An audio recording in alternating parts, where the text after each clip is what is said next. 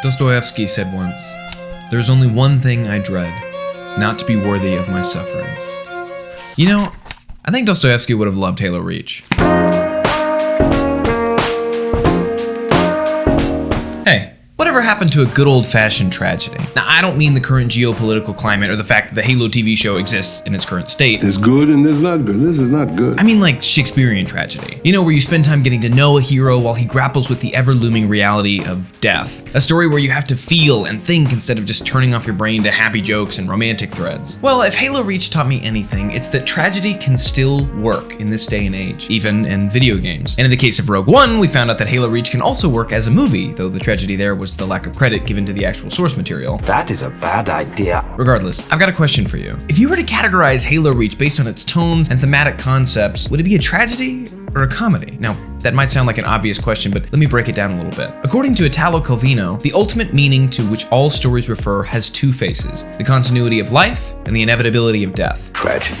Die, comedy, get hitched. The answer to this question might be more complicated than you would initially suspect. Reach is quite the complicated story. But before we get into that, let me give you a little bit of background on Halo Reach as I knew it all the way back in 2010. First of all, if you didn't already know it, I'm what they call a Reach kid. You see, Halo Combat Evolved and Halo 2 released when I was 2 and 5 years old respectively, so yeah, they were crucially important to me in my childhood development, but I didn't start playing them until 2009. And by that time, everyone had seemingly moved on to Halo 3, so my only experience was solo campaign and split screen with my friends, which was great, but I didn't even play on Xbox Live. And I didn't get to experience the excitement and anticipation of the community at launch for these games. When I would look up Halo online at the time, the only thing that I would find was the ever-building hype train for some new game called Halo Reach. And as a short note on this hype train, let me just talk about the Deliver Hope trailer for a second, because holy crap. If you haven't seen it, there's this short live action trailer for Halo Reach called Deliver Hope. It follows one of the Spartans delivering a bomb to destroy a Covenant ship. And there's more dramatic tension, character development, beauty, and installation of hope and joy in this ad than in the entirety of the 2 seasons of the Halo TV show. And this ad is barely 2 minutes long, but the score has this distinctly hopeful tone that overlays the tragedy. When one hero falls, we find another to take her place and finish what she started. A perfect metaphor for the game as a whole, but I'll get to that in a second. As I was saying before, I became enthralled by the idea of a new Halo game. I mean, it was like discovering Shakespeare had a new play coming out. You see, I was generally younger than the traditional Halo players, so in my head, Halo felt so ancient and set apart from all of the other video games. And as a result, it was so crazy and new to see all of this hype for a new Halo game with new trailers, new graphics, but most importantly, with the fans that had been there all along. But now I was with them, ready to hit the servers on day one. Let's go! I remember so well booting up the game for the first time and hearing all of the other gamers in the pre-game lobby freaking out about how great this game actually looked and how much they had enjoyed the beta just a few months earlier. I played multiplayer for hours, admired the beautiful UI, played a few rounds of Firefight, and then dropped in on the monumental achievement and marvel that was Forge World. This was, and honestly still is to this day, the most impressed I have ever been with what a video game had to offer on day one. I mean, the campaign, Firefight, multiplayer, which was a bit controversial, but I still loved, and a newer version of Forge that offered a customizing experience a million miles ahead of what Halo 3 had. Just another short tangent. If you don't know what Forge World is, and I had to describe it to you, it would be like if you took all of your favorite multiplayer maps and kind of smushed them into one, where you walk far enough and you make it to another, but Bungie took like 10 of your favorites and put them all into one and made that dream come true. And on top of this crazy large map and incredible feat of Forge World, they made it fully customizable. The creations I saw, and even the first few weeks after Reach's release, were life-changing. I started to realize that this was now a feature that was not only becoming a new staple of Halo, but with its size and customization, it was also unique to Halo. At the time, there just wasn't really much else like this. Reach was truly a one of a kind. And then of course there was the campaign that boldly stepped into a story without Halo's famous Master Chief at the helm. What?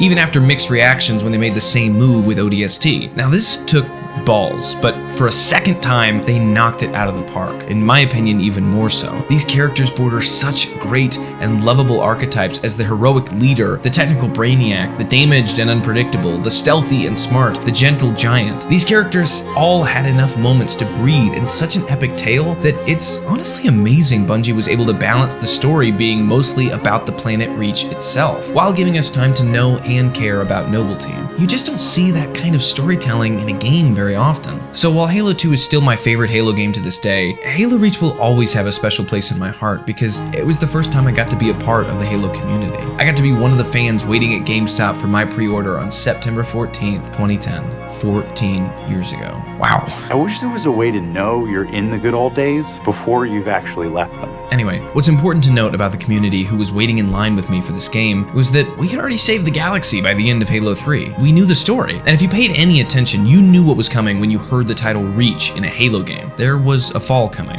Uh-oh, John. See, Reach obviously had its tragic moments, but because it was a prequel, there's this undertone of hope and human resilience that permeates throughout the entire plot. Every character, every death, every line of dialogue sets the stage for what is to come in the following games, of which most of us players already knew the outcome. And this is what gives the story a unique edge in being a prequel. I mean, if it were a standalone story, it would have meaning, sure, but ultimately whatever came after would be left open to interpretation. On the contrary, from the very first shot of Noble Six's helmet in the ground, we know we are about to play through a story that began a legacy far outliving those involved in it. Okay, so that might be a bit convoluted. Let me explain it this way. Have you ever looked at a cathedral and wondered how it got there? I mean, like a big cathedral in Europe. For example, the Cologne Cathedral in Germany took over 600 years to build. It started construction in 1248 and wasn't completed until 1880. Geez, that is insane to me. Because that means there were generations and generations who were born and died working on that building. People who never met the men who conceived the idea or drew up the blueprints. And these same people would die long before anyone would ever set foot in the completed church. The story of those men and women in between is synonymous with the story of Noble Team, because these were men and women whose tragedy, deaths, and apparent failures brought about a legacy which is burned into the story of humanity's ultimate triumph, along Master Chief and Arbiter in the later Halo trilogy. Without knowing it, their sacrifice practically haunts the hallowed walls of the Halo rings that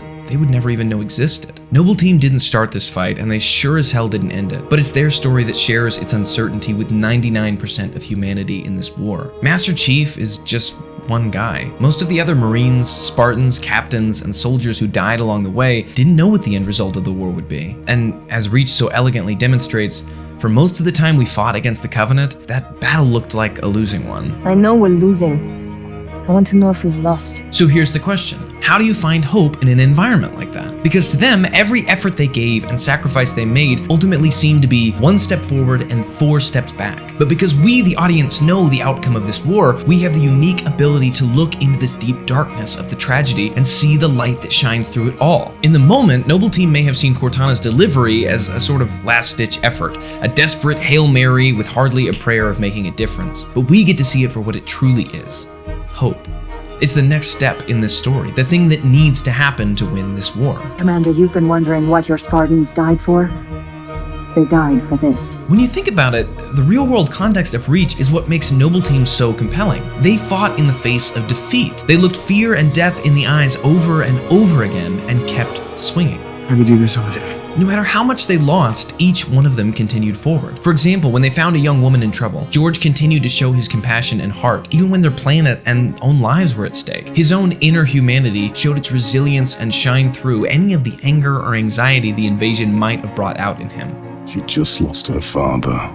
There's an incredible book, and really a pretty short read if you're interested, called Man's Search for Meaning by the psychologist Viktor Frankl. See, he was not only a psychologist, but also a Jew who was taken into and held in a Nazi concentration camp during World War II. And one of the interesting things he identified during his time as a prisoner was how big of a role hope played in the equation of whether a prisoner lived or died. In the book, he explained that if a man decided to smoke his last cigarette or eat the last of his food with a sort of who cares attitude of nihilism in the face of absolute tragedy, usually this meant that his time was just about up. But on the contrary, the people who kept fighting in the face of this tragedy, who remained positive and hopeful and held on to the belief even with almost no evidence that they would live to see another day, Frankl explained that these were exactly the people who did live to see another day. See, if any of us were in the middle of the war on Reach and we had given our all just to see every effort we give destroyed by the ever more powerful Covenant, we would probably have wanted to give up or ask, what's the point? Many of us would have smoked our last cigarette, as it were. Like that bricklayer working on the Cologne Cathedral with no end in sight, we would probably question what difference we were making at all, and feel that nihilistic impulse to give up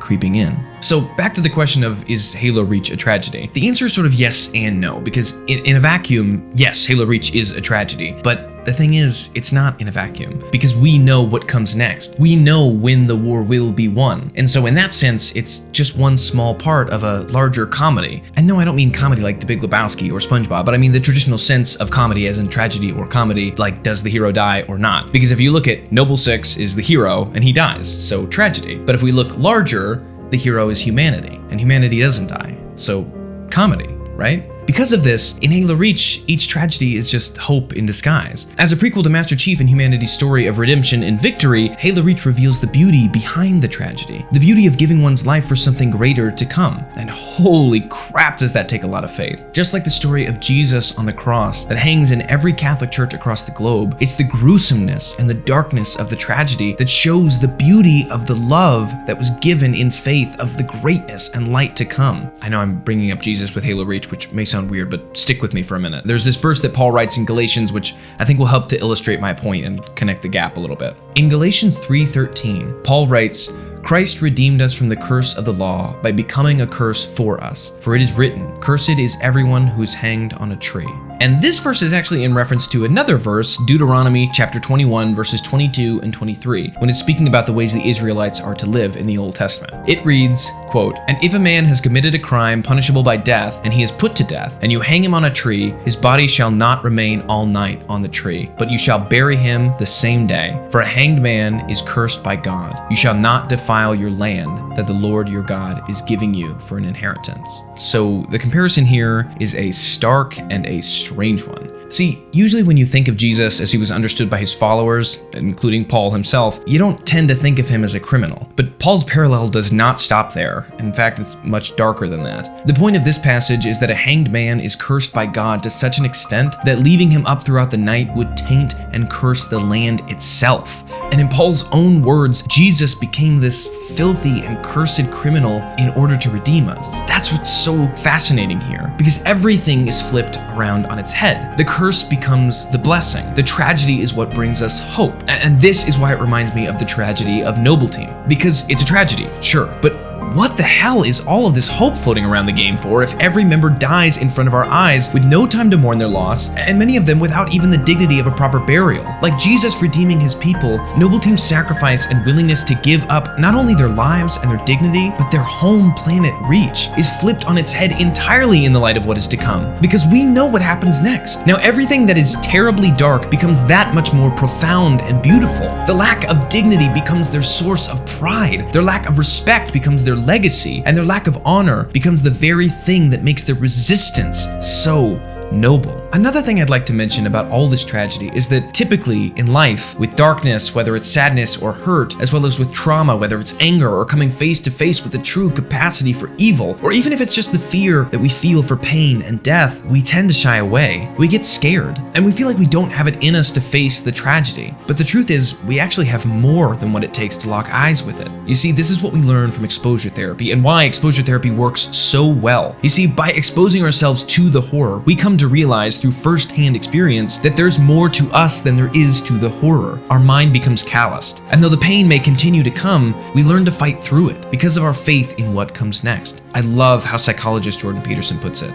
The possibility that's within you that can well up, the courage and the truth and the ability and the skill and willingness to set things right, if you are willing to set them right, is more powerful than all of that. What you most want to be found will be found where you least want to look. If you're willing to turn around and to stand up straight and face the darkness like fully, what you discover at the darkest part is the brightest light, because there's going to be terrible darkness in your life, and it's going to make you cynical and bitter, and it could easily be that you're just not looking at it enough, because if you looked at it enough and you didn't shy away and you brought everything you had to bear on it, you'd find that there was more to you than there was to the horror. The Spartans of Noble Team demonstrate in their fight against the odds that the man with the proper why can bear almost any how, as Friedrich Nietzsche so elegantly puts it. And if I had to sum up my final takeaway from this game, from George's sacrifice,